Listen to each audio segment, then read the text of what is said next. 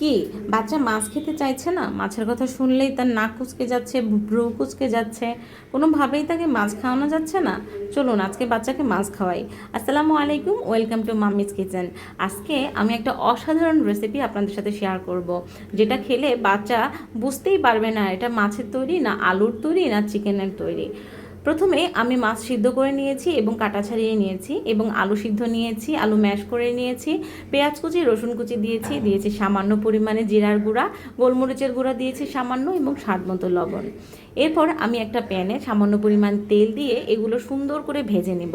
ভেজে নেওয়ার ফলে যা হবে, আমার মাছের গন্ধ চলে যাবে, পেঁয়াজ নরম হয়ে যাবে, পেঁয়াজের গন্ধ চলে যাবে, এবং এটাতে একদম সুন্দর একটা স্মেল চলে আসবে। এজন্য আমি এটা সুন্দর করে ভেজে নিব।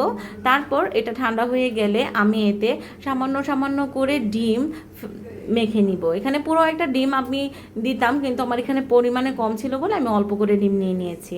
এরপর আমি এটাকে গোল গোল শেপ দিয়ে ভেতরে এরকম কিউব কিউব করে রাখা চিজ কেটে নিয়েছি, এগুলো এরকম ভেতরে দিয়ে সুন্দর করে এটাকে আমি গোল একটা শেপ দিব বলের মতো। এরকম দিয়ে এখন আমি ব্রেড ক্রাম্পে এটা গড়িয়ে নিব। ব্রেড ক্রাম্প এক্সট্রাটা আমি এভাবে ঝেড়ে সুন্দর করে ফেলে দিব। হয়ে গেল তৈরি আমার সুন্দর ফিশ চিজ বল। এরপর আমি এগুলোকে তেলের মধ্যে মিডিয়াম আঁচে সুন্দর করে ভেজে নিব। আঁচটা খুব বেশি বাড়ানো যাবে না, তাতে করে ভেতরের চিজটা একদম গলে বের হয়ে যেতে পারে।